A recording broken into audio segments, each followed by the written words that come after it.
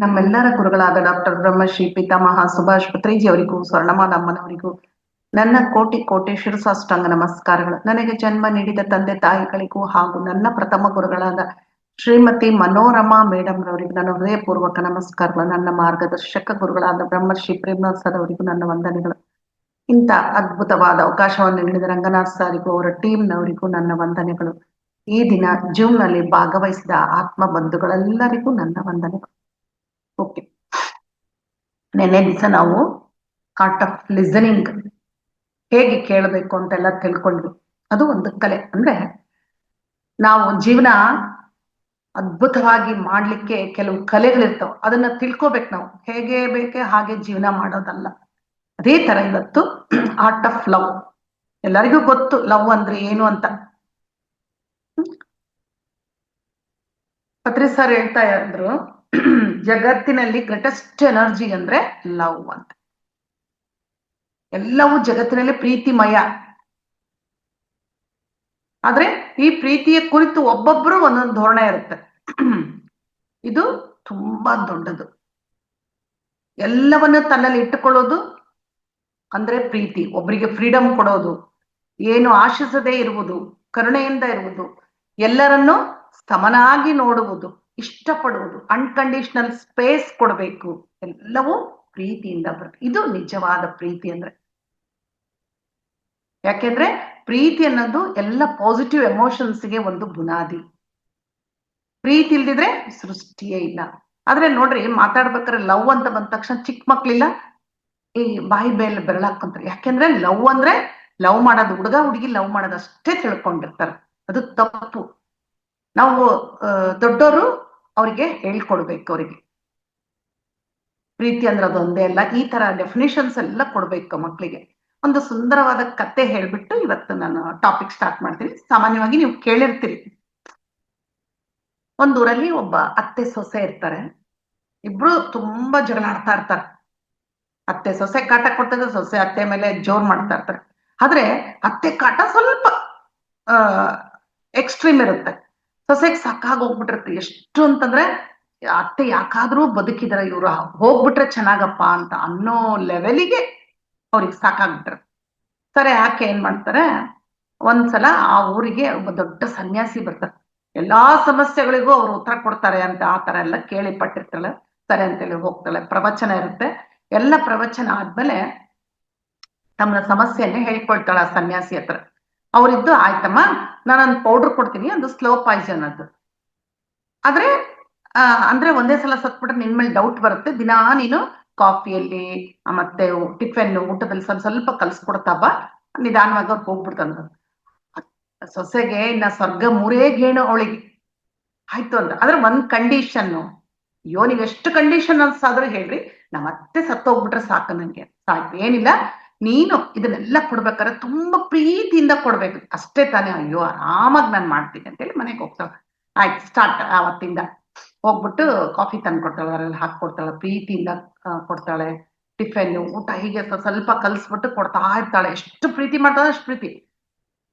ಏನು ಮಾತಾಡಲ್ಲ, ಪ್ರೀತಿ ತೋರಿಸ್ತಾ. ಅತ್ತೆಗೆ ಗಾಬರಿ ಆಗ್ಬಿಡುತ್ತೆ. ಏನಪ್ಪ ಇದು ಈ ತರ ಅಂದ್ರೆ, ಅಯ್ಯೋ ಇಷ್ಟು ಒಳ್ಳೆ ಸೊಸೆಗೆ ನಾನು ಕಾಡಿಸ್ತಾ ಇದ್ದೀನಲ್ಲ ಅಂತ ಅತ್ತೆನೇ ಚೇಂಜ್ ಆಗ್ಬಿಡ್ತಾರೆ. ಅವಳು ಪ್ರೀತಿಯಿಂದ ತಿನ್ನೋದು, ಕೆಲಸ ಮಾಡೋದು, ಸೊಸೆಯನ್ ಕಂಡ್ರೆ ಮುದ್ದು ಮಾಡೋದು ಎಲ್ಲ ಮಾಡಿದ ತಕ್ಷಣ ಅವಳಿಗೆ ಏನಿದು ಅಂತ ಗಾಬರಿ ಆಗ್ಬಿಡ್ತತೆ ಸೊಸೆಗೆ. ಇಷ್ಟು ಒಳ್ಳೆ ಅತ್ತಿನ ನಾನು ಸಾಯ್ಸಕ್ ಹೊರಟಿದ್ದು ಅಂತೇಳಿ ಕಣ್ಣಲ್ಲಿ ನೀರ್ ಬರುತ್ತೆ ಅವಳಿಗೆ. ಸರಿ ಅಂತೇಳಿ ಹೇಗಾದ್ರೂ ಮಾಡಿ ನಮ್ಮ ಅತ್ತೆನ ಉಳಿಸ್ಕೋಬೇಕಂತ ಮತ್ತೆ ಸನ್ಯಾಸಿ ಹತ್ರ ಓಡ್ತಾಳ. ಓಡಿ ಎಲ್ಲ ತಪ್ಪಾಯ್ತು ಅಂದ ಕ್ಷಮಿಸಿ, ಇದಕ್ಕೆ ಏನಾದ್ರೂ ಒಂದು ಕೊಡ್ರಿ, ಅವಳು ಸಾಯ್ಬಾರ್ದು. ಇಲ್ಲಮ್ಮ, ನಾವು ಸನ್ಯಾಸಿಗಳು ಯಾರನ್ನು ಕೊಲ್ಲೋಕ್ ಇಷ್ಟ ಪಡೋದಿಲ್ಲ. ಆದ್ರೆ ನಾನ್ ಕೊಟ್ಟಿದ್ದು ಅದು ಸಕ್ಕರೆ ಪುಡಿ, ಅದು ನಿನ್ನಲ್ಲಿ ಈ ಬದಲಾವಣೆ ಬರ್ಬೇಕಂತಾನೆ ನಾನು ಮಾಡಿರೋದು. ನೀನ್ ಹೋಗಮ್ಮ, ಸುಖವಾಗಿ ಅವಳು ಸಂತೋಷ ಆಗಿದ್ರು. ಹಬ್ಬ, ಸದ್ಯ ನಮ್ಮತ್ತೆ ಬದುಕಿದ್ರು ಅಂತೇಳಿ ಅಂದಿನಿಂದ ಅವರು ತುಂಬಾ ಸಂತೋಷ. ಇದು ಕೇವಲ ಕತೆ ಆಗಿರ್ಬೋದು ಅಲ್ಲೇ. ಅಂದ್ರೆ ಇಲ್ಲಿ ಕೆಲಸ ಮಾಡಿದ್ದೇನು, ಕೇವಲ ಪ್ರೀತಿ.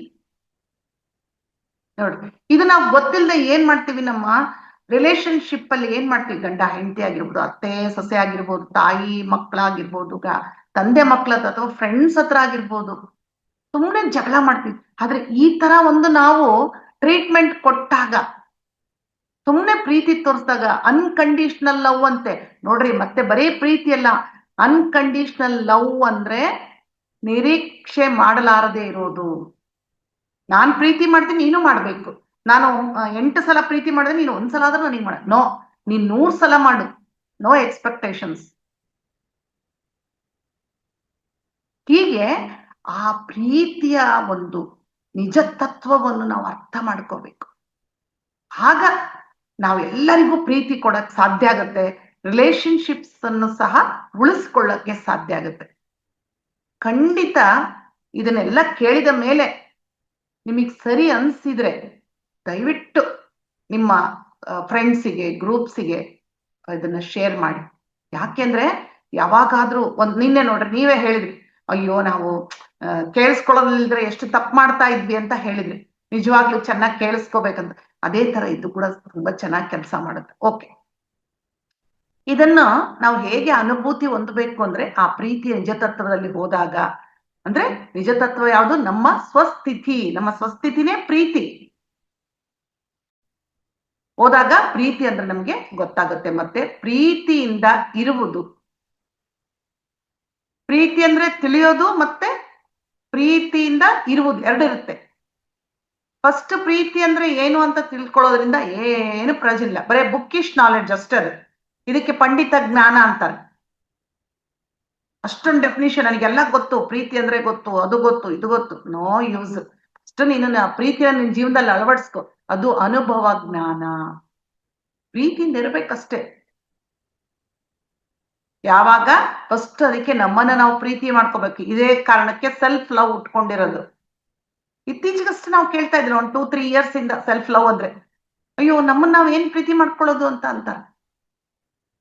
ಈ ಥ್ಯಾಂಕ್ಸ್ ಹೇಳೋದು ಅಷ್ಟೇ, ಐ ಲವ್ ಯು ಅಂತ ಹೇಳೋದು. ಅಯ್ಯೋ ಮನೆಯವರಿಗೆಲ್ಲ ಥ್ಯಾಂಕ್ಸ್ ಹೇಳೋದಾ? ಮನೆಯವರಿಗೆಲ್ಲ ಪ್ರೀತಿ ಅಂತೆ ಐ ಲವ್ ಯು ಅಂತ ಹೇಳೋದ? ಕೊನೆಯಲ್ಲಿ ಬರುತ್ತೆ. ತುಂಬಾ ಇಂಟ್ರೆಸ್ಟಿಂಗ್ ಸಬ್ಜೆಕ್ಟ್ ಇದು, ತುಂಬಾ ಚೆನ್ನಾಗಿರುತ್ತೆ. ಯಾವಾಗ ನಮ್ಮನ್ನು ನಾವು ಪ್ರೀತಿ ಮಾಡಿಕೊಳ್ತೀವೋ ಎದುರಿನ ವ್ಯಕ್ತಿಗಳನ್ನು ನಾವು ಪ್ರೀತಿ ಮಾಡಕ್ಕೆ ಸಾಧ್ಯ ಆಗುತ್ತೆ. ಯಾಕೆ ನಾವು ನಿಜ ತತ್ವದಲ್ಲಿ ಯಾವಾಗ ಇರೋದಿಲ್ವೋ ಅವಾಗ ಅಹಂಕಾರದಿಂದ ನಡೀತೇವೆ. ಅವಾಗ ಅಹಂಕಾರ ಇದ್ದಾಗ ಏನಾಗತ್ತೆ? ಬರೀ ನಮ್ಗೆ ಇಂಥವೇ ಭಾವನೆಗಳು. ನಾನ್ ಪ್ರೀತಿ ಮಾಡ್ತೀನಿ, ಅವ್ರು ಪ್ರೀತಿ ಮಾಡ್ಬೇಕು ನನ್ನ. ನಾನೇನಾದ್ರೂ ಜಾಸ್ತಿ ಪ್ರೀತಿ ಮಾಡ್ಬಿಟ್ರೆ ಅವ್ರು ಏನಾದ್ರೂ ನನ್ನ ಬಗ್ಗೆ ಕೀಳಾಗಿ ಭಾವನೆ ಮಾಡ್ತಾರ, ಅವಳೇ ಅವ್ರು ಏನಿದ್ರು ನನಗೆ ಪ್ರೀತಿ ಮಾಡ್ತಾರೆ ಬಿಡ್ರಿ ಅಂತೇಳಿ ಕ್ಯಾಲ್ಕುಲೇಷನ್ಸು, ಎಕ್ಸ್ಪೆಕ್ಟೇಷನ್ಸು ಎಲ್ಲವನ್ನೂ ಮಾಡಿಸುತ್ತೆ ಯಾವಾಗ ನಿಜ ತತ್ವದಲ್ಲಿ ಇರದೇ ಹೋದಾಗ. ಆದ್ರೆ ಒಂದು ಸಲ ನಮ್ಮ ಸ್ವಸ್ಥಿತಿಯಲ್ಲಿ ಅಪಾರವಾದ ಪ್ರೀತಿಯ ಅನುಭೂತಿ ಹೊಂದುತ್ತೇವೋ, ನಮ್ಮಲ್ಲಿ ಸ್ವಾಭಾವಿಕವಾಗಿ ಮೈಂಡ್ ಸೆಂಟರ್ ಮತ್ತು ಹಾರ್ಟ್ ಸೆಂಟರ್ ಎರಡೇ ಇರುತ್ತೆ. ಎಲ್ಲರಿಗೂ ಗೊತ್ತಿದೆ, ಮೈಂಡ್ ಸೆಂಟರ್, ಹಾರ್ಟ್ ಸೆಂಟರ್. ಈಗ ಸದ್ಯದ ನಾವ್ ಏನಾಗಿದ್ದೀವಿ, ಈ ಹಾರ್ಟ್ ಸೆಂಟರ್ ಇಂದ ಡಿಸ್ಕನೆಕ್ಟ್ ಆಗ್ಬಿಟ್ಟಿದ್ವಿ. ಇಲ್ಲಿ ಇಲ್ಲ ನಾವು, ಅದಕ್ಕೆ ಎಲ್ಲ ಇಲ್ಲಿಂದಾನೇ ಮಾತಾಡ್ತಾ ಇದ್ವಿ. ಅದಕ್ಕೆ ಹೇಳ್ತಾರಲ್ಲ, ಹೃದಯದಿಂದ ಮಾತಾಡು, ಹೃದಯದಿಂದ ನೋಡು, ಹೃದಯದಿಂದ ಕೇಳು. ನಿನ್ನೆ ಹೇಳಿದ್ದೆ ನಾನು, ಹೃದಯದಿಂದ ಕೇಳು ಅಂತೇಳಿ. ಯಾವಾಗ ನಾವು ಹೃದಯಕ್ಕೆ ಕನೆಕ್ಟ್ ಆಗ್ತೀವೋ ಅನ್ಕಂಡೀಷನಲ್ ಲವ್ ನಮ್ಮಲ್ಲಿ ಉಕ್ಕಿ ಹರಿಯುತ್ತೆ. ಆದ್ರೆ ಆ ಸ್ಥಿತಿಯಲ್ಲಿ ಇರೋಕೆ ಕಷ್ಟ ಆಗ್ತಿದೆ. ಆಕ್ಸಿಜನ್ ಹೇಗೆ ಮನುಷ್ಯನಿಗೆ ಅವಸರವೋ, ಆಕ್ಸಿಜನ್ ಇಲ್ಲದ್ರೆ ಮನುಷ್ಯ ಬದುಕಕ್ಕಾಗಲ್ಲ. ಅಷ್ಟೇ ಮುಖ್ಯ ಯಾವುದು? ಪ್ರೀತಿ ಅನ್ನೋದು. ಮನುಷ್ಯ ಹುಟ್ಟಿದಾಗಿನಿಂದ ಪ್ರೀತಿಯನ್ನು ಬಯಸ್ತಾನೆ. ಅಷ್ಟೇ ಯಾಕೆ, ಗರ್ಭದಲ್ಲಿರೋ ಶಿಶು ಕೂಡ ಪ್ರೀತಿಯನ್ನು ಬಯಸುತ್ತೆ. ನಮಗ್ ಗೊತ್ತಿಲ್ಲ, ಈಗ ಗೊತ್ತಾಗ್ತಾ ಇದೆ. ಯಾಕೆ ಗರ್ಭಿಣಿಯರಿಗೆ ಧ್ಯಾನ ಹೇಳ್ಕೊಡ್ರಿ ಅಂತ ಹೇಳ್ತಾರೆ, ಒಳ್ಳೊಳ್ಳೆ ಥಾಟ್ಸ್ ಕೊಡ್ರಿ, ಅಫರ್ಮೇಶನ್ಸ್ ಹೇಳ್ಕೊಳ್ಳಿ ಅಂತ ಹೇಳ್ತಾರೆ, ಇದೇ ಒಂದು ಕಾರಣಕ್ಕೆ.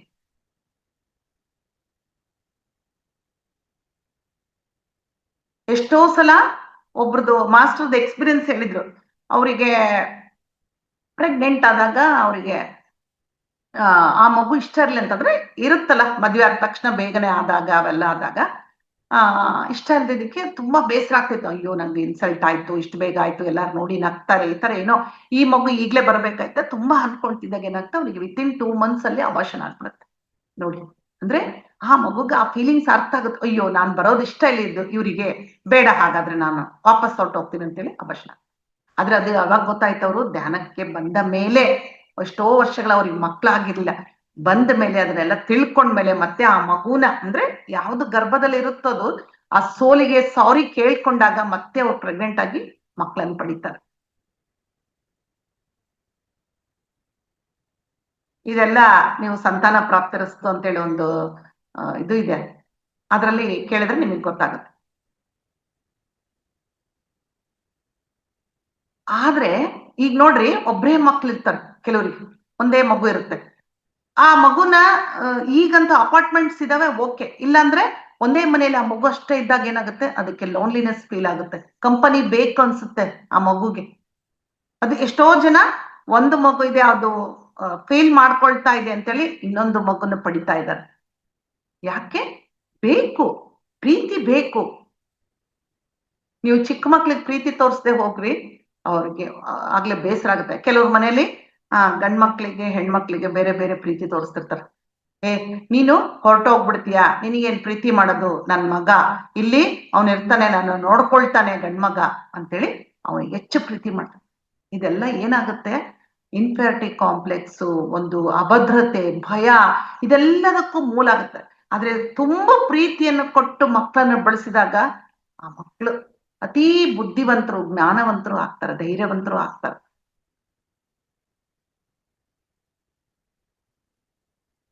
ಈಗ ಎಷ್ಟೋ ಕಡೆ ನಾವು ನೋಡ್ತಾ ಇದೀವಿ, ಈಗ ಫೋನ್ ಮಾಡ್ತಾರೆ, ಕೌನ್ಸಿಲಿಂಗ್ ಅಂತ ಬರ್ತಾರೆ, ಅವರೆಲ್ಲ ಏನ್ ಹೇಳ್ತಾರೆ ಗೊತ್ತೆ, ಕೆಲವರು ಏನ್ ಹೇಳ್ತಾರೆ, ನಾವು ಮಕ್ಳಿಗೆ ಎಷ್ಟು ಪ್ರೀತಿ ಕೊಟ್ರು ಅವ್ರು ನಮ್ಮನ್ನ ಪ್ರೀತಿ ಮಾಡ್ತಾ ಇಲ್ಲ ಅಂತ ಕೆಲವ್ರು ಹೇಳ್ತಾರೆ. ಇನ್ನು ಕೆಲವು ಮಕ್ಳು ಏನ್ ಹೇಳ್ತಾರೆ, ನಾವು ಎಷ್ಟು ನಮ್ಮ ಅಪ್ಪ ಅಮ್ಮನ ಪ್ರೀತಿ ಮಾಡಿದ್ರೆ ಅವರಿಗೆ ಅದು ಕಾಣೋದೇ ಇಲ್ಲ, ಅವ್ರು ನಮ್ಮ ಬಗ್ಗೆ ಅಸಡ್ಡೆಯಿಂದ ಇರ್ತಾರೆ. ಅದಕ್ಕೆ ಇಲ್ಲಿ ನಾನು ಒಂದು ಹೇಳೋದು ಇಷ್ಟಪಡ್ತೀನಿ, ತಂದೆ ತಾಯಿಗಳಾಗಿರ್ಬೋದು, ಮಕ್ಕಳಾಗಿರ್ಬೋದು, ಅನ್ಕಂಡೀಷನಲ್ ಆಗಿ ಪ್ರೀತಿ ಮಾಡೋದನ್ನ ಕಲೀರಿ. ಎಕ್ಸ್ಪೆಕ್ಟ್ ಮಾಡ್ಬೇಡ್ರಿ, ನಾನ್ ಮಾಡದೆ ನೀವು ಕೊಡಿ ಅಂತೇಳಿ. ನೋ, ದಯವಿಟ್ಟು ಎಲ್ಲರೂ ಮಾಡ್ತಾರೆ ಪ್ರೀತಿ, ಫ್ಯಾಮಿಲಿ ಬಗ್ಗೆ ಎಲ್ಲರಿಗೂ ಪ್ರೀತಿ ಇರ್ತದೆ, ಮಕ್ಕಳಂದ್ರೆ ಪ್ರೀತಿ, ಆದ್ರೆ ಇನ್ನೂ ಅನ್ಕಂಡೀಷನಲ್ ಆಗಿ ಲವ್ ಮಾಡೋದ್ ನಾವು ಕಲಿಬೇಕು. ಅವ್ರು ಏನಾದ್ರು ಚಿಕ್ಕ ಚಿಕ್ಕ ಒಂದು ಏನಾದ್ರು ಹೇಳಿದಾಗ ಪ್ರಶಂಸೆ ಮಾಡೋದು, ಅವರಿಗೆ ಮುದ್ದು ಕೊಡೋದು, ಅವ್ರನ್ನ ಹಗ್ ಮಾಡ್ಕೊಳ್ಳೋದು, ಈ ತರದ್ವೆಲ್ಲ ನೀವು ಮಾಡಿದಾಗ ಏನಾಗುತ್ತೆ, ಅವರಲ್ಲಿ ಆ ಒಂದು ಶಕ್ತಿ ಇನ್ನೂ ಜಾಸ್ತಿ ಆಗುತ್ತೆ. ಓಕೆ, ಹೀಗೆ ಪ್ರೀತಿಯ ಅಭಾವ ಅನುಭವಿಸೋದಕ್ಕೋಸ್ಕರ ಒದ್ದಾಡ್ತಾ ಇರ್ತಾರೆ. ಈಗ ಕೆಲವು ಕಡೆ ಎಲ್ಲ ಲವ್ ಮ್ಯಾರೇಜ್ ಅದೆಲ್ಲ ಬಹಳ ಆಗ್ತಿರ್ತ. ಯಾಕೆ ಅಂತ ಎಲ್ಲ ಅಂತ ಹೇಳಲ್ಲ ನಾನು, ಯಾಕೆ ಅಂತ ಹೇಳ್ತೀರಾ, ಮನೆಯಲ್ಲಿ ಸಿಗಲಾರದ ಪ್ರೀತಿ ಅವರು ತಮ್ಮ ಜೊತೆಗಾರರ ಹತ್ರ ಹುಡುಕ್ತಾರೆ, ಅಲ್ಲಿ ಯಾವಾಗ ಸಿಕ್ತೋ ಅಲ್ಲಿ ಅವರು ಆ ಪ್ರೀತಿಯ ಬಲೆಯಲ್ಲಿ ಬಿದ್ದು ಬಿಡ್ತಾರೆ. ಇದಕ್ಕೆ ಆಗ್ತಾ ಇರೋದು ಎಷ್ಟೊಂದು. ಅದೇ ನಾವು ಮನೆಯಲ್ಲಿ ಆ ಪ್ರೀತಿನ ಸಫಿಶಿಯಂಟ್ ಆಗಿ ಅವ್ರಿಗೆ ಕೊಟ್ಟಿವಂದ್ರೆ ಅವ್ರು ಹೊರಗಡೆ ಎಕ್ಸ್ಪೆಕ್ಟ್ ಮಾಡಲ್ಲ. ಯಾಕೆ, ಅದ್ರ ರುಚಿ ನೋಡಿರ್ತಾರ ಅವರು. ಆದ್ರೆ ಒಂದು ಸಲ ಪ್ರೀತಿಯನ್ನು ಪಡೆದ್ರೆ ಅದರ ಪರಿಪೂರ್ಣ ಒಬ್ಬ ವ್ಯಕ್ತಿ ಪರಿಪೂರ್ಣ ವ್ಯಕ್ತಿ ಆಗ್ತಾರೆ. ಇದರಿಂದ ಅವರಲ್ಲಿ ಏನೇನು self worth, self respect, abundant feeling, courage, confidence ನೋಡ್ರಿ ಎಷ್ಟು ಬರುತ್ತೆ ಒಬ್ಬ ವ್ಯಕ್ತಿಯ ಪ್ರೀತಿಯಿಂದ. ಇದು ಕೊಟ್ಟು ತಗೊಳ್ಳೋದು. ಇದು ಹೇಳ್ತೀವಿ ನಾವು ಅನ್ಕಂಡೀಷನಲ್ ಅನ್ಕಂಡೀಷನಲ್ ಅಂತ ಹೇಳ್ತೀವಿ, ಆದ್ರೆ ಇಲ್ಲಿ ಏನಾಗುತ್ತೆ, ಒಂದು ರಿಲೇಶನ್ಶಿಪ್ ಇಬ್ರು ಕೊಟ್ಟು ತಗೊಳ್ಬೇಕು ಪ್ರೀತಿನ. ಹಾಗೆ ಆ ರಿಲೇಶನ್ಶಿಪ್ ತುಂಬಾ ಚೆನ್ನಾಗಿರುತ್ತೆ. ಈಗ ನೋಡ್ರಿ, ನೀವೆಷ್ಟೋ ಕಡೆ ನಾನು ಆಗ್ಲೇ ಹೇಳ್ದೆ, ಅಬ್ಸರ್ವ್ ಮಾಡಿರ್ಬೋದು, ತಂದೆ ತಾಯಿಗಳ ಎರಡನೇ ಮಗು ಆದ್ಮೇಲೆ ದೊಡ್ಡ ಮಕ್ಳು ಗಟ್ಟಿಯಾಗಿ ಅರ್ಚೋದು, ಹಠ ಮಾಡೋದು, ಅಳೋದು ಮಾಡ್ತಾ ಇರ್ತಾರೆ. ಯಾಕೆ, ಈಗ ಸ್ವಲ್ಪ ತಿಳುವಳಿಕಿದ್ರೆ ಗೊತ್ತಾಗ್ಬಿಡುತ್ತೆ. ತಾಯಿ ಎರಡನ್ನೂ ಮ್ಯಾನೇಜ್ ಮಾಡ್ತಾರೆ. ಆದ್ರೆ ಸ್ವಲ್ಪ ಅನಕ್ಷರಸ್ಥರು, ಏನು ಗೊತ್ತಿಲ್ದಿದ್ರೆ ಏನ್ ಮಾಡ್ತಾರೆ, ಬೈತಾರ. ಏಯ್ ನೀನ್ ದೊಡ್ಡವನಾಗಿದೀಯಾ, ಸ್ವಲ್ಪನೂ ಬುದ್ಧಿ ಇಲ್ವಾ, ಈಗೆಲ್ಲ ಮಾಡ್ತಾರ, ನೀನ್ ತಮ್ಮನ್ ನೋಡ್ಕೊ, ತಂಗಿನ್ ನೋಡ್ಕೊ ಅಂತ ಹೇಳ್ತಾರೆ. ಆದ್ರೆ ಆ ಮಗುವಿನ ಮನಸ್ಸಿನಲ್ಲಿ ಯಾವ ಭಾವನೆಗಳಿದಾವೆ ಅಂತ ಅರ್ಥ ಮಾಡ್ಕೊಳಲ್ಲ. ಯಾಕೆ, ಆ ಮಗು ಪ್ರೀತಿನ ಬಯಸ್ತಾ ಇದೆ, ಅದು ಟ್ರಾನ್ಸ್ಫರ್ ಆಗ್ತಾ ಇದೆ. ನನಗೆ ನೀವು ಸರಿಯಾಗಿ ಗಮನ ಕೊಡ್ತಿಲ್ಲ, ನನ್ ಕಡೆ ನೋಡ್ತಾ ಇಲ್ಲ, ನನ್ ಪ್ರೀತಿ ಮಾಡ್ತಾಳೆ ಅಂತ ಆ ಪ್ರೀತಿ ಅಟ್ರಾಕ್ಟ್ ಮಾಡ್ಕೋಬೇಕಂತ ಅದು ಆ ತರ ಗಲಾಟೆ ಮಾಡ್ತಾರೆ. ನಾವು ಎಷ್ಟೋ ಮನೆಗಳಲ್ಲಿ ಈ ತರ ನೋಡಿದೀವಿ.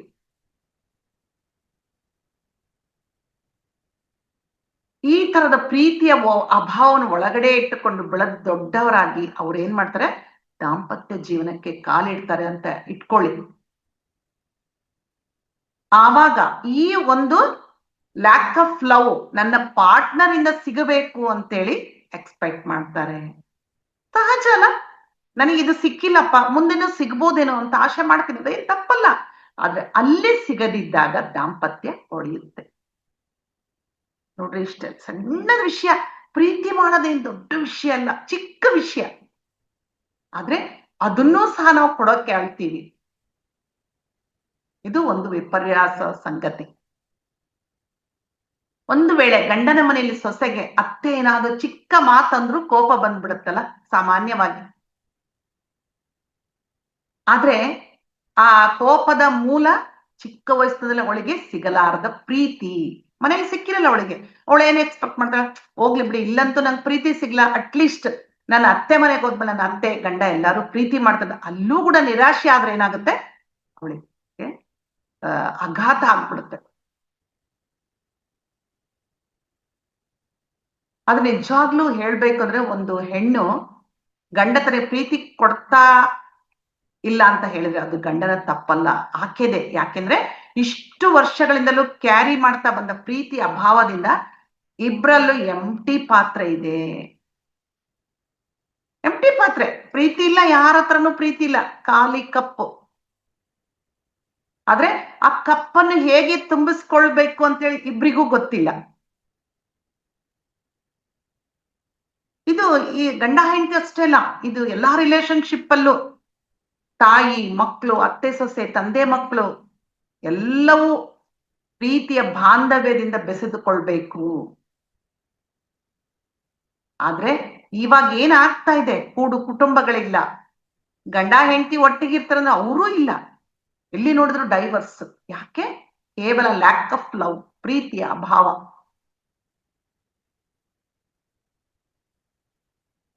ಎಲ್ಲರೂ ಪ್ರೀತಿಗಾಗಿ ಕಾಯ್ತಾ ಇದ್ದಾರೆ. ಈಗ ನಮ್ಮ ನಮ್ಮ ಖಾಲಿ ಕಪ್ಗಳನ್ನು ತುಂಬಿಸ್ಕೊಳ್ಬೇಕಂದ್ರೆ ಅನ್ಕಂಡೀಷನಲ್ ಅಕ್ಸೆಪ್ಟೆನ್ಸ್ ಬೇಕು. ನಮಗೆ ನಾವೇ ಅನ್ಕಂಡೀಷನಲ್ ಪ್ರೀತಿಯನ್ನು ಕೊಟ್ಕೊಳ್ಬೇಕು. ಇದಕ್ಕೆ ಧ್ಯಾನ ಒಂದೇ ಅದ್ಭುತವಾದ ಸಾಧನೆ. ಎಲ್ಲವೂ ಅಷ್ಟೇ, ಎಲ್ಲೇ ಹೋಗ್ರಿ ನೀವು ಮತ್ತೆ ಬರೋದು ನಾವು ಧ್ಯಾನಕ್ಕೆ. ಯಾಕಂದ್ರೆ ಧ್ಯಾನ ಮಾಡ್ಬಿಟ್ರೆ ಸಾಕು, ಆದ್ರೆ ಹೇಳ್ತೀವಿ ಧ್ಯಾನ ಮಾಡ್ಬಿಟ್ರೆ ಸಾಕು, ಆದ್ರೆ ಜ್ಞಾನನೂ ಬೇಕು ಜೊತೆಗೆ. ಅದಕ್ಕೆ ಪತ್ರಿಸರೆ ಯಾವಾಗ್ಲೂ ಧ್ಯಾನ ಜ್ಞಾನ ಎರಡು ಒಂದು ನಾಣ್ಯದ ಎರಡು ಮುಖಗಳು ಅಂತ ಹೇಳ್ತಾರೆ. ಧ್ಯಾನ ಮಾಡ್ತಾದ್ರೆ ನಮ್ಮಲ್ಲಿ ಅಕ್ಸೆಪ್ಟೆನ್ಸ್ ಬರುತ್ತೆ, ಅನ್ಕಂಡೀಷನಲ್ ಲವ್ ಹೇಗ್ ಮಾಡ್ಬೇಕಂತ ಗೊತ್ತಾಗುತ್ತೆ, ನಮ್ಮನ್ನ ನಾವು ಪ್ರೀತಿಸ್ಕೊಳ್ತೀವಿ. ಆಗ ನಮ್ಮ ಖಾಲಿ ಕಪ್ಪು ನಿಧಾನವಾಗಿ ಫುಲ್ ಆಗುತ್ತೆ. ಅದಕ್ಕೆ ಜೀಸಸ್ ಕ್ರೈಸ್ಟ್ ಒಂದ್ ಮಾತನ್ನ ಹೇಳ್ತಾರೆ, love your self with all your heart ಅಂತ. ನೀನ್ ಪ್ರೀತಿ ಬೇಕಂದ್ರೆ ಯಾರ ಹತ್ರ ಹೋಗೋದ್ ಬೇಕಿಲ್ಲ, ನಿನ್ನನ್ನು ನೀನು ಸಂಪೂರ್ಣವಾಗಿ ಪ್ರೀತಿಸಿಕೋ, ಹೃದಯ ಪೂರ್ವಕವಾಗಿ ಪ್ರೀತಿಸ್ಕೊ ಅಂತ ಹೇಳ್ತಾರೆ. ಅದಕ್ಕೆ ಫಸ್ಟ್ ನಮ್ಮನ್ನು ನಾವು ಪ್ರೀತಿಸ್ಕೊಳ್ಳೋದಕ್ಕೆ ಕಲ್ತ್ರೆ ಇನ್ನೊಬ್ಬರನ್ನು ಸುಲಭವಾಗಿ ಪ್ರೀತಿ ಮಾಡೋದನ್ನ ಕಲ್ತೆ. ಸೆಲ್ಫ್ ಅಪ್ರಿಸಿಯೇಷನ್, ಸೆಲ್ಫ್ ಲವ್ ಎಲ್ಲ ಬಂದಿರೋದು ಇದರಿಂದಾನೆ. ಆಗ ನಮ್ಮ ಸಾನ್ನಿಧ್ಯವನ್ನು ಎಲ್ಲರೂ ಇಷ್ಟಪಡ್ತಾರೆ. ಒಬ್ರು ತಮ್ಮಲ್ಲಿ ಪ್ರೀತಿಯನ್ನು ಸಂಪೂರ್ಣವಾಗಿ ತುಂಬಿಕೊಂಡ್ರೆ ಆ ವೈಬ್ರೇಷನ್ ಎಷ್ಟು ದೂರ ಹೋಗುತ್ತೋ ಗೊತ್ತಿಲ್ಲ.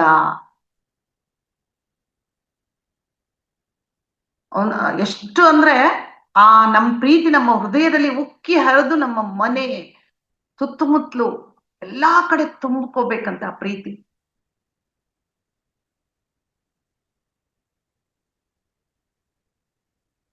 ಅದಕ್ಕೆ ಗಂಡ ಹೆಂಡತಿ ಒಬ್ರಿಗೊಬ್ರು ಪ್ರೀತಿಯನ್ನು ಕೊಟ್ಟುಕೊಳ್ಳೋದನ್ನು ಕಲಿಬೇಕು. ಅವರ ಲವ್ ಲ್ಯಾಂಗ್ವೇಜ್ ತಿಳ್ಕೊಳ್ಬೇಕು. ಈಗ ಇದು ಪ್ರೀತಿ ಅಂತ ಬಂತಲ್ಲ, ಎನರ್ಜಿ ಇರುತ್ತೆ ಅಂತ ಹೇಳಿದ್ನಲ್ಲ, ಇದಕ್ಕೆ ಸೀತಾಯಣದಲ್ಲಿ ಒಂದು ಇನ್ಸಿಡೆಂಟ್ ಬರುತ್ತೆ. ಏನಪ್ಪಾ ಅಂತಂದ್ರೆ, ಸೀತಾರಾಮ ಗೊತ್ತು ತುಂಬಾ ಪ್ರೀತಿ ಮಾಡ್ತಿರ್ತಾರೆ ಒಬ್ರಿಗೊಬ್ರು. ಅವರು ಒಟ್ಟಿಗೆ ಏಕಾಂತದಲ್ಲಿ ಇರುವಾಗ ಯಾರಾದ್ರೂ ರೂಮ್ ಒಳಗಡೆ ಬಂದ್ರೆ ಆ ಎನರ್ಜಿ ಫೀಲ್ ಆಗ್ತಿತ್ತಂತೆ. ಅಂದ್ರೆ ಆ ರೂಮಿನ ತುಂಬೆಲ್ಲ ಅವ್ರ ಎನರ್ಜಿ, ಆ ಪ್ರೀತಿಯ ಒಂದು ತರಂಗಗಳು ತುಂಬಿಕೊಂಡಿರ್ತಿದ್ವಂತೆ. ಅಷ್ಟು ಫೀಲ್ ಆಗ್ತಾ ಇತ್ತು. ನಿಜ ಇದು, ಖಂಡಿತ ಆಗುತ್ತೆ. ನಾವು ಓಪನ್ ಹಾರ್ಟ್ ಇಂದ ನೋಡ್ಬೇಕು. ಅದಕ್ಕೆ ಈ ಪ್ರೀತಿಗೆ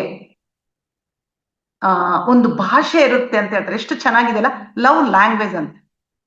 ತುಂಬಾ ಖುಷಿ ಆಯ್ತು ಈ ಒಂದು ಇದನ್ನ ಕೇಳಿದಾಗ. ಅಂದ್ರೆ ಪ್ರೀತಿಗೆ ತುಂಬಾ ದಾರಿಗಳಿವೆ, ಎಲ್ಲಾ ದಾರಿಗಳಿಂದ ನಾವು ಪ್ರೀತಿಯನ್ನು ಹೊಂದಬೇಕು. ಆದ್ರೆ ಈ ಲವ್ ಲ್ಯಾಂಗ್ವೇಜ್ ನಲ್ಲಿ 5 ತರ ಇರುತ್ತೆ ಅಂತ ಹೇಳ್ತಾರೆ. ಈಗ ಇಲ್ಲಿ ನೋಡಿ, ಒಬ್ಬ ಎಲ್ಲಾದ್ರೂ ಹೋದಾಗ ಇಬ್ರು ವ್ಯಕ್ತಿಗಳ ನಡುವೆ ಸಂವಾದ ನಡೀತಾ ಇರ್ತದೆ ಅಂದ್ಕೊಳ್ಳಿ. ಇಬ್ರಿಗೂ ಈಗ ಸಪೋಸ್ ನಾನೇ ಎಲ್ಲೋ ಹೋಗಿರ್ತೀನಿ ತಮಿಳ್ನಾಡಿಗೂ, ನನಗೆ ತಮಿಳ್ ಬರೋಲ್ಲ, ಅವ್ರಿಗೆ ಕನ್ನಡ ಬರೋಲ್ಲ. ಹೇಗೆ ಅವ್ರು ಸಂವಾದ ಮಾಡ್ಬೇಕು? ಭಾಷೆ ಪ್ರಾಬ್ಲಮ್, ಭಾಷೆಗಳು ಬೇರೆ ಬೇರೆ. ಹಾಗೆಯೇ ಪ್ರೀತಿಯ ಭಾಷೆ ಬೇರೆ. ಇದು ನಾವು ಸಂವಾದ ಮಾಡೋಕೆ ಭಾಷೆಯನ್ನು ಬಳಸ್ತೀವಿ, ಆದ್ರೆ ಪ್ರೀತಿಯ ಭಾಷೆ ಬೇರೆ. ಅದಕ್ಕೆ ಲವ್ ಲ್ಯಾಂಗ್ವೇಜ್ ಅಂತ ಹೇಳ್ತಾರೆ. ಅದರಂತೆ ನಮ್ಮ ಪಾರ್ಟ್ನರ್ನ ಲವ್ ಲ್ಯಾಂಗ್ವೇಜ್ ಏನು ಅಂತ ನಾವು ತಿಳ್ಕೊಳ್ಬೇಕು. ನಂತರ ಆ ಭಾಷೆಯಲ್ಲಿ ಮಾತನಾಡ್ಬೇಕು. ಆಗ್ಲೇ ಅವ್ರು ನಮ್ಮ ಪ್ರೀತಿಯನ್ನು ಅನುಭೂತಿ ಹೊಂದುತ್ತಾರೆ. ಒಬ್ಬೊಬ್ರು ಒಂದೊಂದ್ ತರ ಪ್ರೀತಿಯನ್ನು ಅನುಭೂತಿ ಹೊಂದ್ತಾರೆ. ಅದೇ ತರ ಅವರಿಗೆ ಪ್ರೀತಿಯನ್ನು ಕೊಟ್ರೆ ಮಾತ್ರ ಅವ್ರಿಗೆ ಖುಷಿ ಆಗುತ್ತೆ. ಈಗ ಎಕ್ಸಾಂಪಲ್ ಹೇಳ್ತೀನಿ ನಿಮ್ಗೆ, ಇನ್ನೂ ಚೆನ್ನಾಗಿ ಅರ್ಥ ಆಗುತ್ತೆ. ಎಲ್ಲರಿಗೂ ಒಂದೇ ತರ ಆಸೆ ಇಲ್ಲ. ಕೆಲವರಿಗೆ ಸೀರೆ ಅಂದೇ ಆಸೆ, ಕೆಲವ್ರು ಪ್ರೈಸ್ ಮಾಡ್ಬೇಕಂದ್ರೆ ಆಸೆ, ಕೆಲವರಿಗೆ ಅಪ್ಕೊಳ್ಬೇಕಂದ್ರೆ ಆಸೆ, ಕೆಲವರಿಗೆ ಮುದ್ದಕ್ ಮಾಡ್ಬೇಕಂದ್ರೆ ಆಸೆ, ಕೆಲವ್ರು ಗಿಫ್ಟ್ಸ್ ಕೊಡ್ಸಿದ್ರೆ ಆಸೆ, ಕೆಲವರಿಗೆ ಭಾಷೆಗಳಲ್ಲಿ ಅಂದ್ರೆ ಮಾತಿನಲ್ಲಿ ಎಕ್ಸ್ಪ್ರೆಸ್ ಮಾಡಿದ್ರೆ ಆಸೆ, ಪ್ರೀತಿ, ಖುಷಿ ಆಗತ್ತೆ. ಆ ತರ ಯಾರಿಗ್ ಯಾವ್ದು ಇಷ್ಟ ಅಂತ ತಿಳ್ಕೊಂಡು ನಾವು ಮಾಡಿದಾಗ ಆ ಒಂದು ರಿಲೇಶನ್ಶಿಪ್ ಇಲ್ಲಿ ಜಾಸ್ತಿಯಾಗಿ ಗಂಡ ಹೆಂಡತಿನೇ ತಗೊಂಡಿದ್ದಾರೆ. ಯಾಕೆ ಇವಾಗ ನಾವು ನೋಡ್ತಾ ಇದೀವಲ್ಲ ಇತ್ತೀಚೆಗೆ ಏನಾಗ್ತಿದೆ ಅಂತೇಳಿ ಅದು. ಆದ್ರೆ ಇದನ್ನ ಎಲ್ಲದರಲ್ಲೂ ನಾವು ಅನ್ವಯಿಸಬಹುದು, ಅದರಲ್ಲಿ ಏನು ತಪ್ಪು ಇಲ್ಲ. ಈಗ ಸಪೋಸ್ ಚೆನ್ನಾಗಿ ಹೊಗಳ್ಬೇಕು ನನ್ ಗಂಡನ ಅಂತ ಇಷ್ಟ ಕೆಲವರಿಗೆ, ಅವ್ರಿಗೆ ಹೋಗಿ ಗಿಫ್ಟ್ಸ್ ಕೊಟ್ರೆ ಅವ್ರಿಗೆ ಖುಷಿ ಆಗುತ್ತಾ? ಇಲ್ಲ. ಅದೇ ತರ ಅದಕ್ಕೆ ಈ ಲವ್ ಲ್ಯಾಂಗ್ವೇಜ್ ಏನು ಅಂತಂದ್ರೆ ನೋಡೋಣ. Words of affirmations. ಒಬ್ಬೊಬ್ರಿಗೆ ಒಳ್ಳೆ ಪದಗಳಲ್ಲಿ ವ್ಯಕ್ತ ಮಾಡಿದಾಗ ತುಂಬಾ ಖುಷಿ ಆಗುತ್ತೆ. ಏನದು? ನೀನ್ ಎಷ್ಟು ಚೆನ್ನಾಗಿದ್ಯಾ, ಎಷ್ಟು ಚೆನ್ನಾಗಿ ಕಾಣಿಸ್ತಾ ಇದೀಯಾ ಈ ಸೀರೆಯಲ್ಲಿ, ನೀನ್ ನಕ್ರೆ ತುಂಬಾ ಚಂದ ಕಾಣಿಸ್ತೀಯಾ. ಇದು ಕೇವಲ ಹೆಂಡತಿಗಷ್ಟೇ ಅಲ್ಲ, ಗಂಡನಿಗೂ ಹೇಳ್ಬೋದು. ನಿನ್ ಸ್ಮೈಲ್ ಎಷ್ಟು ಚೆನ್ನಾಗಿದೆ, ನಿನ್ನ ನೋಡ್ತಾ ಇದ್ರೆ ನನ್ನ ನೋವುಗಳನ್ನೆಲ್ಲ ಮರ್ತು ಹೋಗ್ಬಿಡ್ತೀನಿ, ಏನಾದ್ರೂ ಹೇಳ್ಬೋದು. ಇಲ್ಲ ನೋಡಿ, ನಾವು ಇದನ್ನ ಯೂಸ್ ಮಾಡಿ ನೋಡಿದ್ರೆ ಆಗ ಗೊತ್ತಾಗುತ್ತೆ ರಿಲೇಶನ್ಶಿಪ್ ಅನ್ನೋದು ಎಷ್ಟು ಗಟ್ಟಿ ಆಗುತ್ತೆ, ಅದು ಎಲ್ಲಿಗೆ ಕರೆದುಕೊಂಡು ಹೋಗುತ್ತೆ, ನೋವುಗಳನ್ನೆಲ್ಲ ಮರ್ಸ್ಬಿಡುತ್ತೆ, ಅಭಾವಗಳನ್ನೆಲ್ಲ ತುಂಬಿಬಿಡುತ್ತೆ. ಹೀಗೆ ಪ್ರೀತಿ ಎಕ್ಸ್ಪ್ರೆಷನ್ಸ್ ಕೆಲವರಿಗೆ ಬೇಕು. ಹೀಗೆ ಗಂಡ ಹೆಂಡತಿ ಒಬ್ರಿಗೊಬ್ಬರು ಎಕ್ಸ್ಪ್ರೆಷನ್ಸ್ ಅನ್ನು ಪದಗಳಲ್ಲಿ ವ್ಯಕ್ತಪಡಿಸ್ಬೇಕು. ಗಂಡ ಹೆಂಡತಿ ಒಬ್ರಿಗೊಬ್ರು ಹೆಲ್ಪ್ ಮಾಡ್ತಾ ಬೇಕಾದನ್ನು ತಂದು ಕೊಡ್ತಾ ಇದ್ರು ಆ ವರ್ಡ್ಸ್ ಆಫ್ ಎಕ್ಸ್ಪ್ರೆಷನ್ಸ್ ಇಲ್ಲ ಅಂತಂದ್ರೆ ಅದು ಸಾರ್ಥಕ ಆಗೋದಿಲ್ಲ. ಅವ್ರಿಗೆ ಅದು ಬೇಕು, ಆತರ ಹೇಳಿದ್ರೇನೆ ಖುಷಿ ಆಗೋದು. ಅದು ಬಿಟ್ಟು ನಾನು ಗಿಫ್ಟ್ ಕೊಟ್ಟೆ, ಹೆಲ್ಪ್ ಮಾಡಿದೆ, ನಾನು ಸೀರೆ ತಂದು ಕೊಟ್ಟೆ ಅಂದ್ರೆ ಅವರಿಗೆ ಇಷ್ಟ ಆಗೋದಿಲ್ಲ. ನಂತರ ಎರಡನೇದು love language, quality of time. ತುಂಬಾ ಇಂಪಾರ್ಟೆಂಟ್ ಇದು. ಯಾಕೆಂದ್ರೆ ರಿಲೇಶನ್ಶಿಪ್ ಅಲ್ಲಿ ಸಮಯವನ್ನು ಸದ್ವಿನಿಯೋಗಗೊಳಿಸ್ಕೊಳ್ಬೇಕು. ನೋಡಿ, ಒಂದು ರಿಲೇಶನ್ಶಿಪ್ ಅಲ್ಲಿ ಇದ್ದಾಗ, ಈಗ ಮೊಬೈಲ್ ಅನ್ನ ಕಾಲ, ಇಬ್ರು ಒಂದೊಂದು ಮೊಬೈಲ್ ಇಟ್ಕೊಂಡು ಕುತ್ಕೊಂಡ್ಬಿಟ್ರೆ ಅಲ್ಲಿ ಏನು ಮಾತಿಲ್ಲ, ಕತೆ ಇಲ್ಲ, ಪ್ರೀತಿ ಇಲ್ಲ, ಏನು ಇಲ್ಲ. ಇಲ್ಲ, ಗಂಡ ಯಾವಾಗ್ಲೂ ಬಿಸ್ನೆಸ್ ಬಿಸ್ನೆಸ್ ಅಂತ ಬೆಳಿಗ್ಗೆ 6 ಗಂಟೆ 7 ಗಂಟೆಗೆ ಎದ್ದೋದ್ರೆ ರಾತ್ರಿ 11 12 ಗಂಟೆಗೆ ಬರುತ್ತೆ, ಆಯ್ತು ಮುಗೀತು. ಅದಕ್ಕೆ ಇದು ಹೆಂಡತಿಗೂ ಅನ್ವಯಿಸುತ್ತೆ. ಈಗ ಇಬ್ರು ಕೆಲಸ ಮಾಡೋ ಯುಗ. ಆದ್ರೆ ನಮ್ಮ ಫ್ಯಾಮಿಲಿ ಪಾರ್ಟ್ನರ್ಗೆ ಸಮಯ ಕೊಡೋದನ್ನ ನಾವು ಕಲಿಬೇಕು. ಸ್ವಲ್ಪ ಸಮಯ ಹೆಂಡತಿ ಮಕ್ಳ ಜೊತೆ ಕಳಿಬೇಕು. ಈಗ ನೋಡ್ರಿ, ಕರೋನಾದಲ್ಲಿ ಎಲ್ಲರೂ ಮನೇಲಿದ್ರು. ಅವಾಗ ಗೊತ್ತಾಯ್ತು ಎಲ್ಲರಿಗೂ ಹೆಂಡತಿ ಕಷ್ಟ ಏನು ಅಂತ ಗೊತ್ತಾಯ್ತು. ಮನೇಲೇ ಇದ್ರು. ಫ್ಯಾಮಿಲಿಯ ಒಂದು ಇಂಪಾರ್ಟೆನ್ಸ್ ಗೊತ್ತಾಯ್ತು ಎಷ್ಟೋ ಜನರಿಗೆ. ಇದನ್ನ ನಾನು ಮಿಸ್ ಮಾಡ್ಕೊಂಡಲ್ಲ. ನಿಜವಾಗ್ಲು ಆ ಕರೋನಾ ದೇವತೆಗೆ ಥ್ಯಾಂಕ್ಸ್ ಹೇಳ್ಬೇಕು. ಪ್ರೇಮ ಸರ್ ಯಾವಾಗ್ಲೂ ಆ ಕರೋನಾ ದೇವತೆಗೆ ಯಾವಾಗ್ಲೂ ನಾವು ಥ್ಯಾಂಕ್ಸ್ ಹೇಳ್ಬೇಕು. ಯಾಕೆ ಅಂತಂದ್ರೆ ಇಷ್ಟು ಜೂಮ್ ಸ್ಟಾರ್ಟ್ ಆಗಿದೆ, ಇಷ್ಟು ಮೆಡಿಟೇಷನ್ ಮಾಡೋರು ಹುಟ್ಕೊಂಡಿದ್ದೆ ಕರೋನಾದಿಂದ. ಹೀಗೆ ಹೆಂಡತಿ ಗಂಡ ಇಬ್ರು ಒಬ್ರಿಗೊಬ್ರು ಸಮಯವನ್ನು ಕೊಟ್ಕೊಳ್ಬೇಕು. ಏನೇ ಕೆಲಸ ಇದ್ರು ಇಬ್ರು ಸೇರಿ ಮಾಡ್ಬೇಕು. ಮಕ್ಕಳ ವಿಷಯದಲ್ಲಿ ಇಬ್ರು ಸೇರಿ ಡಿಸಿಷನ್ಸ್ ತಗೋಬೇಕು. ಹೀಗೆ ಮಾಡಿದಾಗ ಅವರು ಆ ಪ್ರೀತಿ ಅನುಭೂತಿ ಹೊಂದುತ್ತಾರೆ. ಎಷ್ಟೋ ಜನ ಕೇಳಿದೆ ನನ್ನ ಹೆಂಡತಿಯರು, ಗಂಡ ನನಗೆ ಟೈಮೇ ಕೊಡಲ್ಲ, ಮನೇಲೇ ಇರೋದಿಲ್ಲ, ಯಾವಾಗ್ಲೂ ಹೊರಗಡೆ, ಸಿಕ್ಕ ಸಮಯದಲ್ಲಿ ಕೂಡ ಫ್ರೆಂಡ್ಸು ಫೋನು ಅಂತ ಇರ್ತಾರೆ. ಎಲ್ಲರೂ ಅರ್ಥ ಮಾಡ್ಕೊಳ್ಳೋ ಇರೋದಿಲ್ಲ. ಆದ್ರೆ ಕೆಲವು ಸಲ ಈ ಚಿಕ್ಕ ಚಿಕ್ಕ ಕಾರಣಗಳಿಗೆ ಬಿಟ್ಟು ಹೋಗೋರು ಇರ್ತಾರೆ, ಡೈವರ್ಸ್ ಆಗೋದು ಉಂಟು. ಯಾಕಂದ್ರೆ ಈ ರಿಲೇಶನ್ಶಿಪ್ ಅದೊಂದು ಅಷ್ಟು ಸುಲಭ ಅಲ್ಲ, ತುಂಬಾ ಸೂಕ್ಷ್ಮವಾದದ್ದು ಹಾಗೂ ಗಟ್ಟಿಯಾದದ್ದು ಅಂತಾನೆ ಹೇಳ್ಬೋದು. ಅಂಟ್ಕೊಂಡ್ರೆ ಬಿಡೋದಿಲ್ಲ, ಆದ್ರೆ ಸ್ವಲ್ಪ ಬಿಟ್ರೆ ಮತ್ತೆ ಕೂಡೋದು ಕಷ್ಟ. ಆ ತರ ಇದು ರಿಲೇಶನ್ಶಿಪ್. ನಂತರ 3ನೇ ಲವ್ ಲ್ಯಾಂಗ್ವೇಜ್ ಗಿಫ್ಟ್ಸ್. ಕೆಲವರಿಗೆ ಗಿಫ್ಟ್ಸ್ ಅಂದ್ರೆ ತುಂಬಾ ಇಷ್ಟ ಅಲ್ಲ. ಯಾರಿಗೆ ಇಷ್ಟ ಇರಲಿಲ್ಲ ಹೇಳ್ರಿ ಗಿಫ್ಟ್ಸ್? ಏನಾದ್ರೂ ತಂದು ಕೊಟ್ಟ ನೀಟಾಗಿ ಪ್ಯಾಕ್ ಮಾಡಿ ಒಳಗಡೆ ಏನಿದೆ ಏನಿದೆ ಏನಿದೆ ಅಂತ ಕುತೂಹಲ. ಅಂತವರಿಗೆ ಎಕ್ಸ್ಪೆಕ್ಟ್ ಮಾಡೋರಿಗೆ ಆ ಗಿಫ್ಟ್ ಗಳನ್ನ ಕೊಟ್ಟಾಗ ತುಂಬಾ ಸಂತೋಷ ಆಗುತ್ತೆ. ಅವಾಗ ಬಾ, ನನ್ ಗಂಡಗೆ ನನ್ ಮೇಲೆ ಎಷ್ಟು ಪ್ರೀತಿ ಇದೆ, ನನ್ನ ಹೆಂಡತಿಗೆ ನನ್ ಮೇಲೆ ಎಷ್ಟು ಪ್ರೀತಿ ಇದೆ. ಇದು ಒಂದು ಲವ್ ಲ್ಯಾಂಗ್ವೇಜ್. ಸರಿ, 4ನೇ ಲವ್ ಲ್ಯಾಂಗ್ವೇಜ್ ಸರ್ವೀಸ್. ಇದು ಏನಂತಂದ್ರೆ ಇವರಿಗೆ ಗಂಡ ಹೆಲ್ಪ್ ಮಾಡ್ಬೇಕು, ಪ್ರೀತಿಯಿಂದ ಅಡಿಗೆ ಮಾಡಿ ಬಡಿಸ್ಬೇಕು. ಹೆಂಡತಿ ನನ್ನ ಹತ್ರನೇ ಕುತ್ಕೊಂಡು ಊಟಕ್ಕೆ ಬಡಿಸ್ಬೇಕು. ಈಗೆಲ್ಲ ಸಿಂಗಲ್ ಆಗ್ಬಿಟ್ಟು ಯಾರಷ್ಟಿಗೆ ಅವ್ರು ಬಡಿಸ್ಕೊಂತಾರೆ, ಇಬ್ರು ಕೂತ್ಕೊಂತಾರೆ, ಅದು ಬೇರೆ ಮಾತು, ಇಲ್ಲ ಅಂತ ಹೇಳಲ್ಲ. ನನ್ ಗಂಡ ನನಗೆ ಸಪೋರ್ಟ್ ಮಾಡ್ಬೇಕು, ನನ್ನ ಹೆಂಡತಿ ನನಗೆ ಸಪೋರ್ಟ್ ಮಾಡ್ಬೇಕು, ಹೆಲ್ಪ್ ಮಾಡ್ಬೇಕು. ಈ ತರದ ಇಷ್ಟ ಇದ್ದವರಿಗೆ ಅದೇ ತರ ನಾವು ಕೊಡ್ಬೇಕು. ಅಂದ್ರೆ ಅದಕ್ಕೆ ಹೇಳೋದು, ಆ ಪಾರ್ಟ್ನರ್ ಲವ್ ಲ್ಯಾಂಗ್ವೇಜ್ ಅನ್ನು ನಾವು ತಿಳ್ಕೊಳ್ಬೇಕು. ಏನು ಮಾಡಿದ್ರೆ ಇವ್ರಿಗೆ ಇಷ್ಟ ಅಂತ. ಕೆಲವ್ರು ನೋಡ್ರಿ, ಗಂಡಸರನ್ನ ಮಾತಾಡ್ಸ್ ನೋಡ್ರಿ, ಏನ್ರಿ ಏನು ಒಂದು ಮಾತು ಹೇಳೋದಿಲ್ಲ ನೀವು ಅಂತ. ಹೇಳಿದ್ರೇನೆ ಪ್ರೀತಿನ? ನನ್ ಒಳಗ್ ಬೇಕಾದಷ್ಟಿದೆ.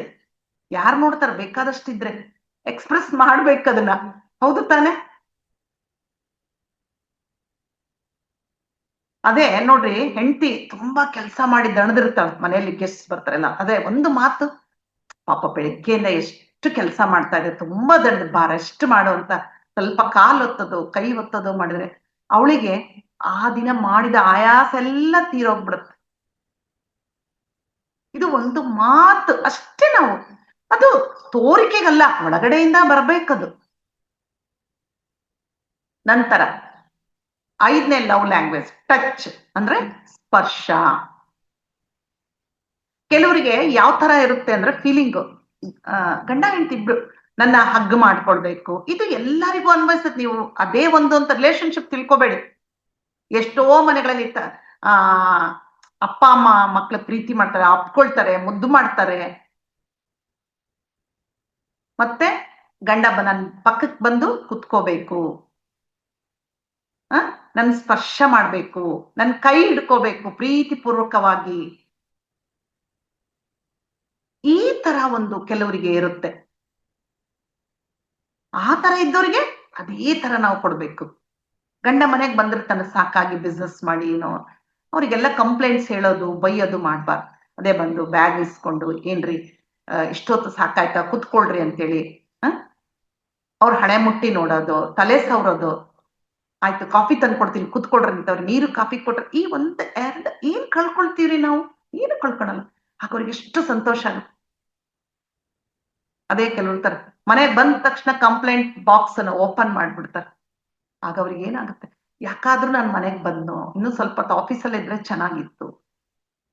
ಇದೆಲ್ಲ ಏನ್ ದೊಡ್ಡ ದೊಡ್ಡ ವಿಷಯಗಳ, ಚಿಕ್ಕ ಚಿಕ್ಕ ವಿಷಯಗಳು. ಇದನ್ನೆಲ್ಲ ಅರ್ಥ ಮಾಡ್ಕೊಂಡ್ರೆ ಇದನ್ನ ಪಾಲಿಸ್ಬೇಕು. ಬರೀ ಆಗ್ಲೇ ನಾನು ಹೇಳಿದೆ, ಪಂಡಿತ ಜ್ಞಾನ ಉಪಯೋಗ ಇಲ್ಲ, ಪಾಲಿಸ್ಬೇಕು. ಇವತ್ ನಾನು ತಿಳ್ಕೊಂಡೆ ಇದನ್ನ ನಾನು ಪಾಲನೆ ಮಾಡ್ಬೇಕು. ಆಗ ಅಲ್ಲಿ ಅವರ ಜೀವನ ತುಂಬಾ ಸುಂದರವಾಗಿರುತ್ತೆ. ಇದು ಒಂದು ಕಲೆ, ಲವ್ ಅನ್ನೋದೊಂದು ಕಲೆ.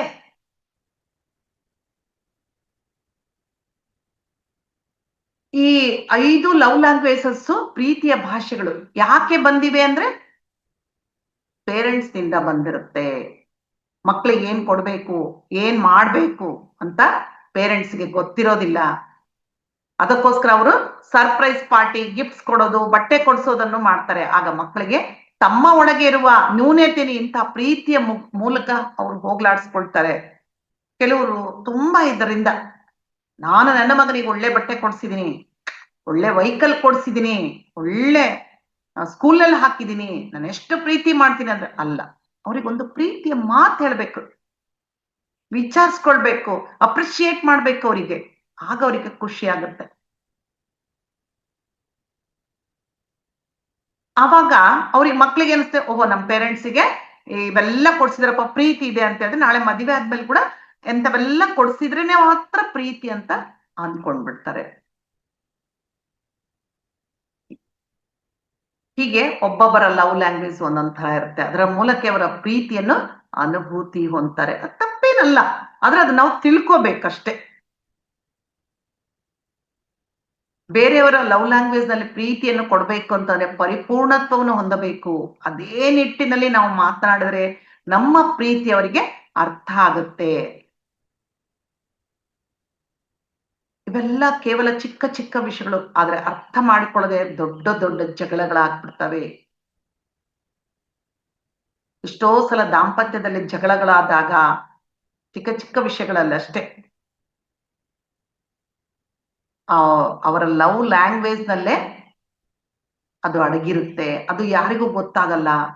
ಏನ್ರಿ ಹಬ್ಬಕ್ಕೆ ಬಟ್ಟೆ ಕೊಡ್ಸಿಲ್ಲ ಅಂತ ನನ್ನ ಹೆಂಡತಿ ಜಗಳ ಆಡ್ತಾಳೆ, ಚಿಕ್ಕ ವಿಷಯ ಅಂದ್ರೆ ದೊಡ್ಡದಾಗ್ಬಿಡುತ್ತೆ. ಆದ್ರೆ ಲವ್ ಲ್ಯಾಂಗ್ವೇಜ್ ಗೊತ್ತಿಲ್ಲ ಅವರಿಗೆ.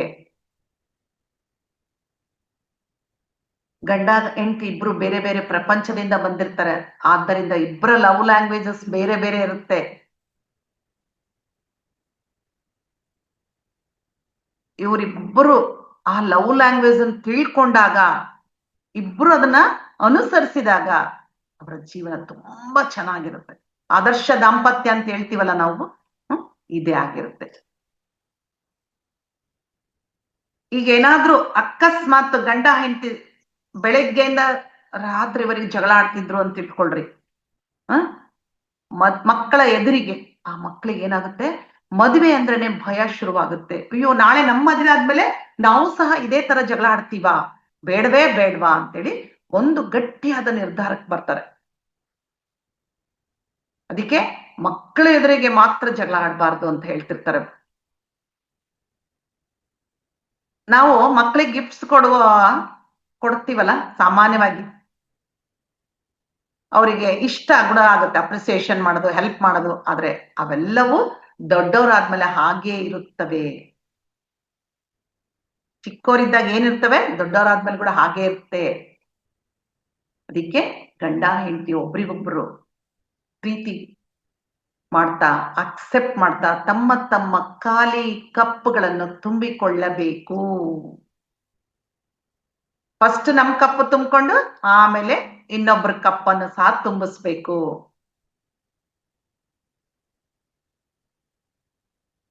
ಗೌರವದ ಪ್ರೀತಿಯನ್ನು ಕೊಡಬೇಕು ದೊಡ್ಡವರಿಗೆ. ದೊಡ್ಡವ್ರ ಜೊತೆ ಯಾವಾಗ್ಲೂ ವಿನಯದಿಂದ ಇರ್ಬೇಕು.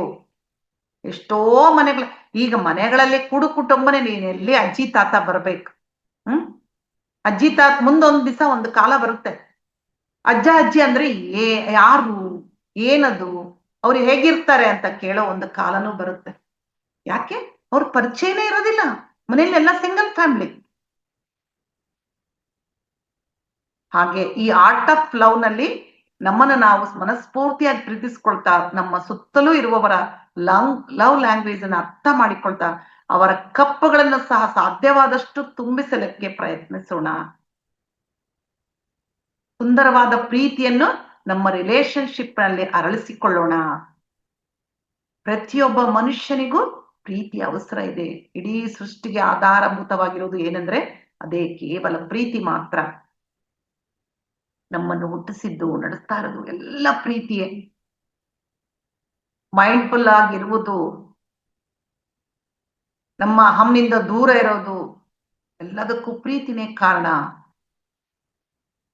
ಅಷ್ಟೇ ಅಲ್ಲ, ನಮ್ಮ ಹೃದಯಕ್ಕೆ ಸದಾ ಕನೆಕ್ಟ್ ಆಗಿ ಅಲ್ಲಿಂದ ಪ್ರೀತಿಯ ಪ್ರವಾಹ ಉಕ್ಕುತ್ತಾ ಇರಬೇಕು. ಈ ಪ್ರೀತಿ ಅನ್ನೋದು ಒಂದು ಬೇರು. ಅದು ತುಂಬಿಕೊಂಡಾಗ ಅದು ಬೆಳೆದು ಗಿಡವಾಗಿ ಸಾಕಷ್ಟು ಹೂಗಳನ್ನು ಕೊಡುತ್ತಂತೆ. ಎಂತ ಹೂಗಳದು! ಒಂದೊಂದು ಹೂ. ಇದು ಒಂದು ಕರುಣೆ, ಆನಂದ, ಪಾಸಿಟಿವ್ ಆಟಿಟ್ಯೂಡ್, ನಂಬಿಕೆ, ಅಕ್ಸೆಪ್ಟ್ ಮಾಡೋದು, ಇವೆಲ್ಲ ಪ್ರೀತಿಯ ಗಿಡದಿಂದ ಹೊರಹೊಮ್ಮಿದ ಸುಂದರವಾದ ದಿವ್ಯ ಪುಷ್ಪಗಳು. ಎಷ್ಟು ಸುಂದರವಾದ ಮೂರ್ತಿ ಅಲ್ಲ. ಹೇಳ್ತಾ ಇದ್ರೆ ಎಷ್ಟು ಖುಷಿ ಆಗ್ತಾ ಇದೆ ನನಗೆ ಇವತ್ತು ಹೇಳ್ತಾ ಇದ್ರೇನೆ. ಇನ್ನು ಆಚರಣೆ ತಂದ್ರೆ ಹೇಗಿರುತ್ತೆ ಹೇಳಿ ನೀವೇ. ಓಕೆ, ಇಷ್ಟು ಹೊತ್ತು ನನಗೆ ಹೇಳೋಕೆ ಅವಕಾಶ ಮಾಡಿಕೊಟ್ಟಂತ ಪತ್ರಿಜಿ ಗುರುಗಳೇ ಅನಂತ ಧನ್ಯವಾದಗಳು. ಹಾಗೆ ರಂಗನಾಥ್ ಸಾರಿಗೂ ಅವರ ಟೀಮ್ನವರಿಗೂ ಧನ್ಯವಾದಗಳು. Thank you.